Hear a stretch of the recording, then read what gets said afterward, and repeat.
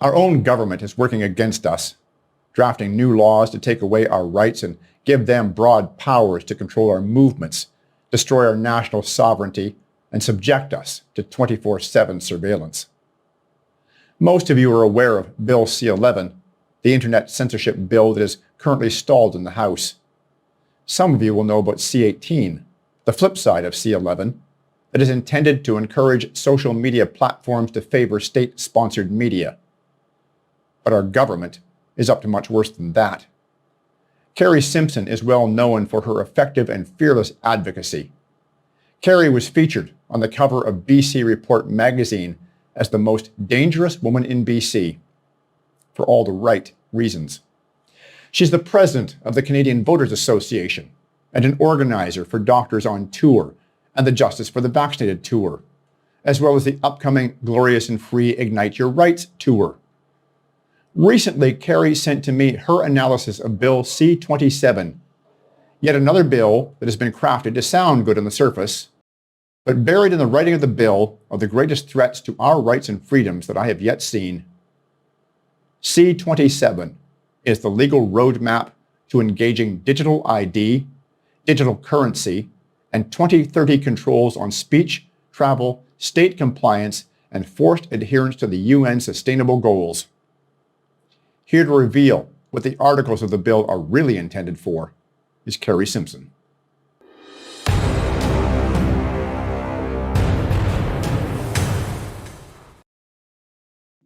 Carrie, it's a pleasure to have you on the show. Thanks for having me, Will. Always good to see you and all the good work you do. Thank you. Now, as I was explaining to our viewers in my introduction, you have organized Doctors on Tour. You're involved with Justice for the Vaccinated. You have been extremely active in defending our rights and freedoms. You're here today to talk about Bill C-27 and to translate doublespeak in that as to just exactly what that bill is for. But I want to start with this question because you are so active and have been in working to save our country. What do you think the solution is? How? How do we save our country?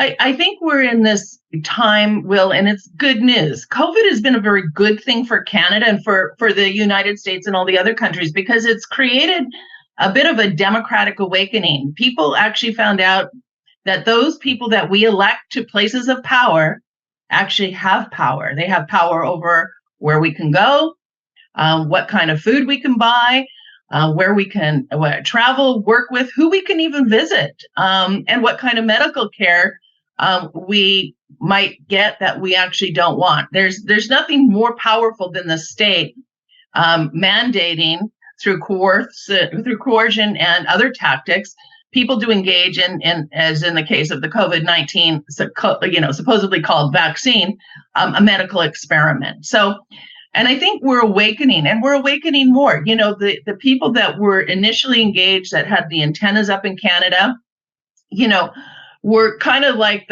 the voice in the wilderness. But that wilderness now has been sort of deforested, and the average Canadian is coming into a place of understanding where they're going like, what the hell happened here? What went on?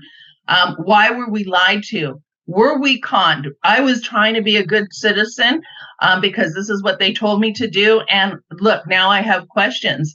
And those questions, for the most part, aren't being answered, at least truthfully. And so we do have this wonderful opportunity, the perfect, if you will, democratic storm, where people are actually becoming engaged in the tools, with the tools that they have access to. And in a democracy, that's your voice, that's your value as a consumer, and most importantly, your vote. So all the cynics out there are kind of going, okay, what do we do now? We have to do something while we still can.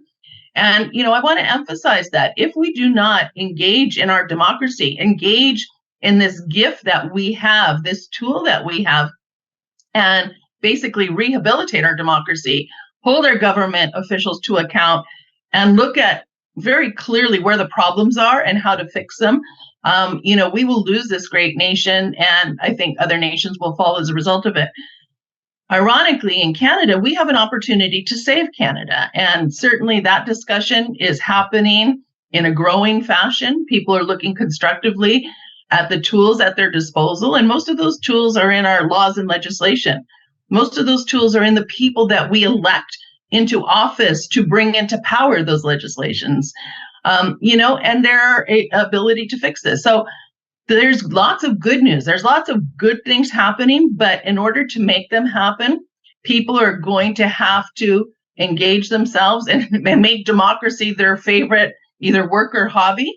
And I can tell you the amount of good people that are coming together, it is happening. It's fun. Policies are being developed within political parties to safeguard our rights, to safeguard, parental consent over medical treatment for children, safeguard our ability for food sovereignty, big issues like that, our ability to travel.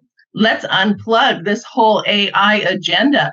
Technology is wonderful, but when it is our only form of communication, our only form of control, we have problems. So let's pass laws to keep cash in our system. Let's make sure Canada Post stays in existence.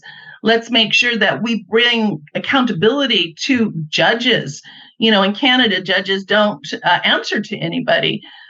We need to amend the Judges Act. We have those abilities in our Constitution. Section 101 allows for the better administration of justice through the addition of courts. Let's find a people's court.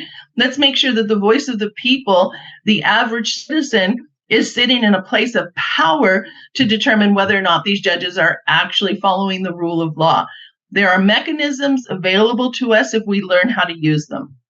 Yes, and I couldn't agree more. And you're right. It is an opportunity. I know myself a number of people who are now running for conservative office. And I think a big part of the reason we ended up in this situation is that conservatives were not running for office. We were allowing liberals and liberals who call themselves conservatives to take those offices and to form our governments. And now we've got a lot of people, ironically, the ones I've talked to, many of the ones that are running, say, for example, for MLA in Alberta, these are people who lost their jobs because of the COVID mandates.